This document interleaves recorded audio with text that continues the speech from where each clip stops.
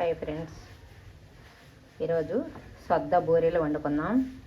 దానికోసమని నేను ఎండు కొబ్బరి కొంచెం కట్ చేసి పెట్టాను. అలాగే 3 ఇలాచీ వేసుకుందాం. ఇవి మిక్సీ పట్టుకోవాలండి. 1 కప్పు బెల్లం.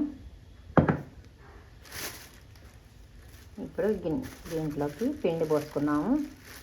అదే కప్పుతోటి ఇదిగోండి పట్టుకున్న పిండి కడిగి సొద్దలో ఆరబోసి పిండి పట్టించాను నేను. 2 కప్పులు. 1 కప్పుకి 3 కప్పులు వేసుకోవచ్చండి. మరి హెవీగా స్వీట్ తినేవాళ్ళు అయితే 2, నార్మల్గా తింటే ఇలా చాలండి, ఎక్కువగా అవసరం లేదు. 3 వేసుకున్నాను నేను, 3 కప్పులు. ఇప్పుడు ఈ గిన్నెలోకి ఈ బెల్లము వేసుకున్నామండి. కప్పు బెల్లం వేసుకున్నాము. అదే కప్పుతో వాటర్ పోసేసుకున్నాం. 2 కప్పులు వాటర్ పోసేసాను. ఇప్పుడు స్టవ్ వెలిగించుకొని స్టవ్ పైన పెట్టి కరిగించుకుందాం బెల్లాన్ని.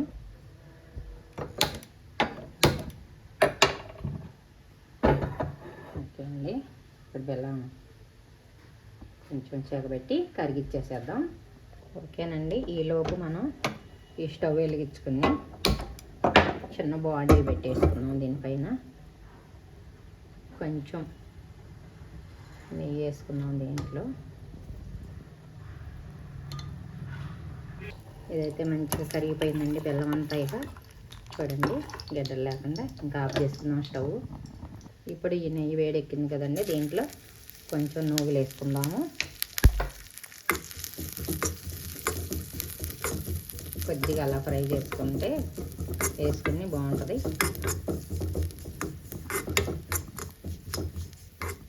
కొద్దిగా దోరగా వేగిపోయినాయి కదా.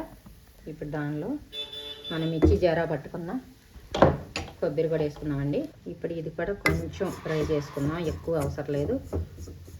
1 రవ్వ పచ్చి వాసన పోయే వరకు ఆ నూగులతో పాటు కొంచెం ఇలా ఫ్రై చేద్దాం. ఓకేనండి, ఇప్పుడు సాలీగా స్టవ్ ఆఫ్ చేసుకుందాం. ఇప్పుడు ఆ ఫ్రై చేసిన కొబ్బరి నూగులు దీనిలో పోసేద్దామండి. ఒకసారి మొత్తం కలపెట్టేసేద్దామండి. ఇలాగా కొబ్బరి అన్నీ పిండిలో కలిసిపోయేలాగా.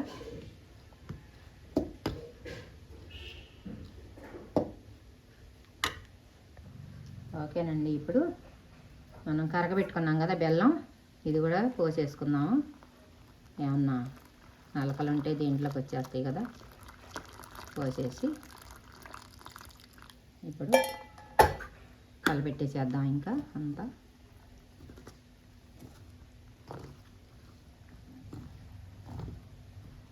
కొంచెం వేడిగా ఉంది కదండి, కొంచెం చల్లారిన తర్వాత కలుపుకుందాం. ఇప్పుడు తెచ్చి స్పూన్తో కలిపేసాను.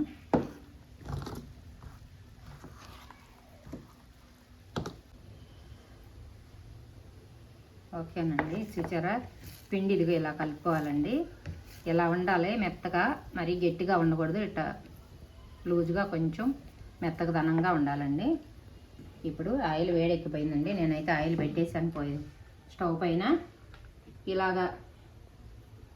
ఇలా వాటర్ తీసుకుని ఈ వాటర్లో కొంచెం చెయ్యి తడుపుకుంటూ మనం ఈ ఆయిల్ ప్యాకెట్ తీసుకుని ఇలా చిన్న చిన్నగా బాల్స్ చేసుకుని ఈ విధంగా ఆ బాల్స్ ఈ పేపర్ మీద వేసి ఇలా పెట్టుకోవాలండి. కొంచెం చేతికి తడి చేసుకుంటూ ఉండాలి.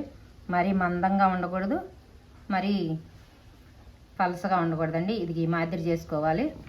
ఇప్పుడు ఇలా ఆయిల్ వేసేసుకుందాం. ఇక చూసారు కదా ఎలా వచ్చేస్తున్నాయి. ఇంకా అదే విధంగా చేసుకోవాలండి మొత్తంగా మనం.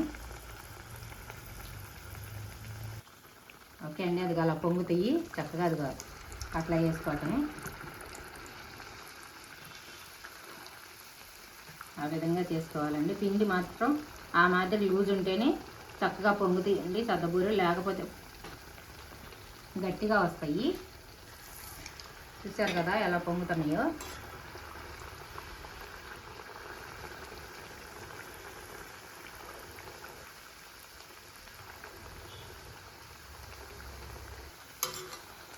అంతేనండి. ఇలా కొంచెం ఎర్రడాలుగా రాగానే తీసేసుకోవాలి మనం. ఇంకా ఈ విధంగా వస్తే చాలండి. మంచిగా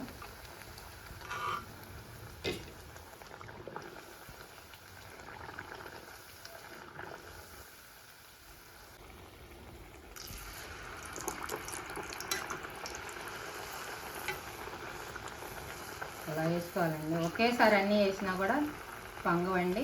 ఒక్కొక్కటి సింపుల్గా వేసుకుంటూ ఉండాలి. ఇలాగా చక్కగా పొంగుతాయి. అప్పుడే బాల్స్ లాగా మనకి చూశారు కదా ఎలా వస్తున్నాయో. అలా పొంగాలండి మంచిగా. కొంచెం కాక ఎక్కువ పెట్టుకోవాలి. సిమ్లో పెడితే పొంగదండి బూరి.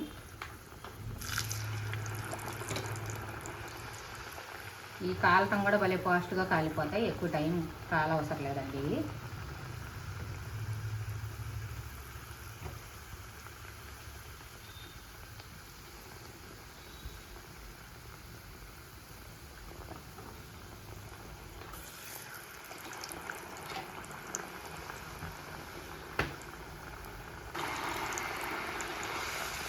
అంతేనండి. ఇంకా అయిపోయినాయి. ఈ విధంగా వేసుకోవటమేనా. చూసారు కదా చాలా బాగా వచ్చినాయి సద్దబూరెలు. అలా పొంగాలండి బూరి. ఇవ్వండి బూరెలు కూడా చూసారుగా తిరిగి ఈ విధంగా చక్కగా అన్నీ మంచిగా వచ్చినాయి బూరెలన్నీ. ఓకేనండి, ఇంతేనండి. ఇంకా ఇదిగో చూశారు కదా చక్కగా భలే వచ్చినాయండి. ఇదిగో పొంగి బూరి అయితే ఇలా మధ్యలో బోలు వచ్చేసి చాలా మంచిగా వచ్చింది.